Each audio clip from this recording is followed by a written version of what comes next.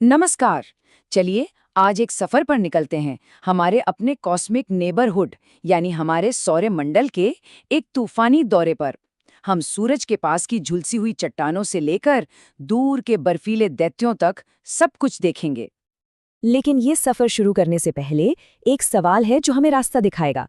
हमारा घर पृथ्वी मतलब जिंदगी से भरा एक नखलिस्तान, और इसके ठीक बगल में ऐसी दुनियाएं हैं जहां हालात एक्सट्रीम हैं। ऐसा क्यों है भाई?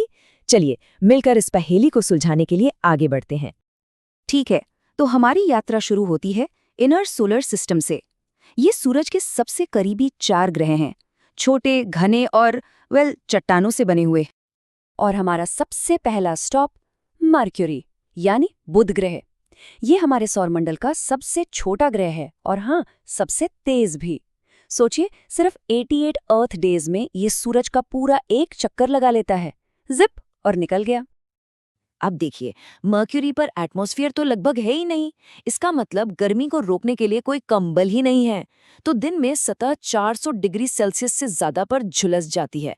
इतनी गर्मी, लेकिन रात होते ही सारी गर्मी वापस स्पेस में चली जाती है और तापमान गिरकर -170 डिग्री तक पहुंच जाता है। मतलब दिन में आग और रात में बर्फ। चलिए अब चलते हैं हमारे अगले स्टॉप पर, वीनस यानी शुक्र ग्रह। इसे अक्सर पृथ्वी का शैतान जुड़वा कहा जाता है। क्यों? क्योंकि साइज में तो ये लगभग पृथ्वी जैसा ही है, लेकिन बस यहीं पर सारी समानताएं खत्म हो जाती हैं। सच कहूं तो वीनस हमारे सोलर सिस्टम की सबसे नरक जैसी जगहों में से एक है। वीनस का जो एटमॉस्फेयर है ना, वो लगभग पूरी तरह से कार्बन डाइऑक्साइड से बना है। ये एक जबरदस्त ग्रीन हाउस गैस है जो एक मोटे कंबल की तरह गर्मी को पकड़ लेती है और उसे बाहर नहीं जाने देती। नतीजा, सतह का तापमान 465 डिग्री सेल्सियस से भी ज्यादा। मतलब इतनी गर्मी के सीसा भी पिघल जाए।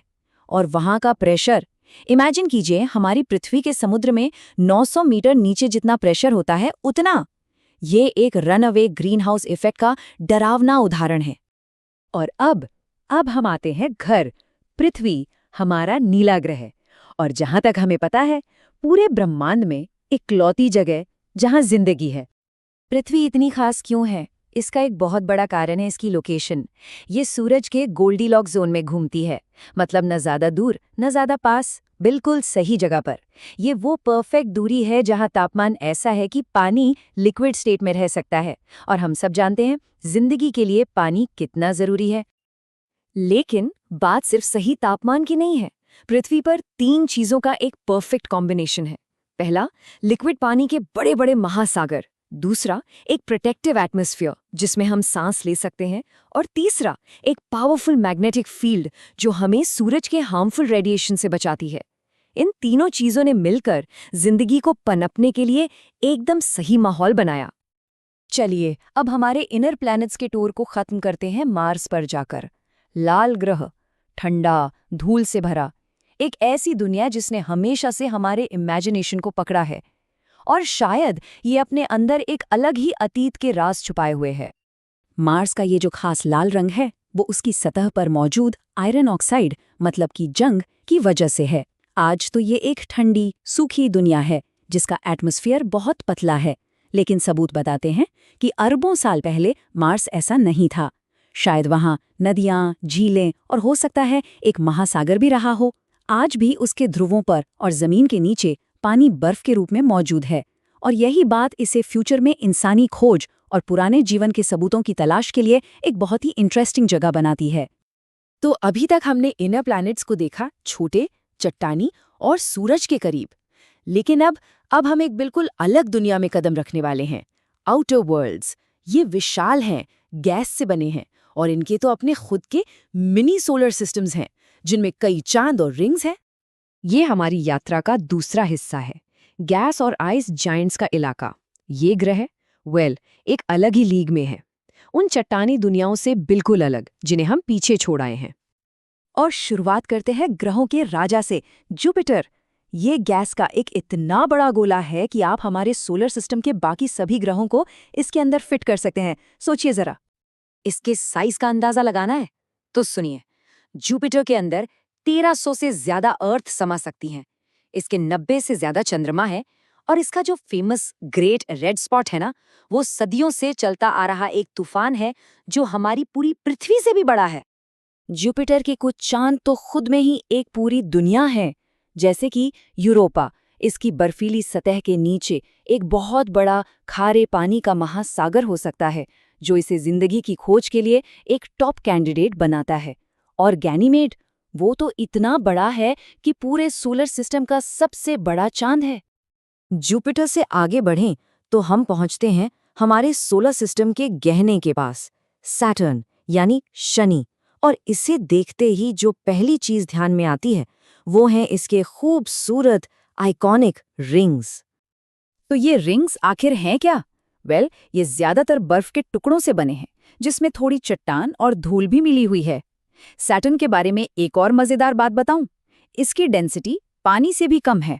मतलब अगर आपको इतना बड़ा बाथटब मिल जाए जिसमें सैटर्न समा सके, तो ये उस पर तैरेगा।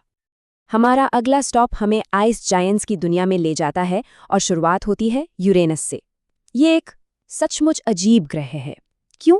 क्योंकि ये अपनी साइड पर लेटा हुआ घूमता है, सोलर सिस्टम के बाकी सारे ग्रहों से बिल्कुल अलग। इसका ये जो 98 डिग्री का झुकाव है ना, इसकी वजह से यहाँ ऐसे मौसम होते हैं जिनके बारे में हम सोच भी नहीं सकते। जरा इमेजिन कीजिए, एक पोल पर 21 साल तक लगातार अंधेरा और फिर अगले 21 साल तक लगातार सूरज की रोशनी। वाकई ये एक एक्सट्रीम वेदर सिस्टम है। और अब हम पहुंच गए हैं अपने आखिरी डेस्टिनेशन पर, नेपच्यून, सूरज से सबसे दूर का ग्रह। एक गहरा नीला, रहस्यमयी और तूफानी ग्रह। नेपच्यून को जो चीज सबसे अलग बनाती है वो है इसका भयानक मौसम। यहाँ हमारे सोलर सिस्टम की सबसे तेज हवाएं चलती हैं, 2000 किलोमीटर प्रति घंटे से भी ज्यादा की सुपरसोनिक स्पीड पर। ये एक बर्फीली, तूफानी और बहुत दूर की दुनिया है जिसके राज हम अभी बस जानना शुरू ही कर रहे हैं। तो जैसा कि हमारा ये टूर खत्म हो रहा है, एक बात तो साफ है, हमारा सोलर सिस्टम अनबिलीवेबल रूप से डाइवर्स है।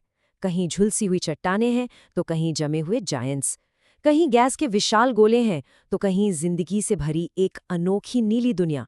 हर ग्रह हमारे इस कॉस्मिक नेबरहुड की कहानी का एक अलग पन्ना है। और ये हमें सोचने पे मजबूर करता है ना, कि अगर हमारे अपने ही घर में, हमारे सोलर सिस्टम में इतनी वैरायटी और इतने अजूबे हैं, तो तारों के उस पर न जाने और कौन कौन सी कहानियां हमारे इंतजार कर रही हैं। यही सवाल तो है जो हमें हमेशा आगे बढ़ने, आसमान में देखने और खोज करते रहने के लिए इंस्पायर करता है। इस सफर में हमारे साथ आने के लिए शुक्रिया।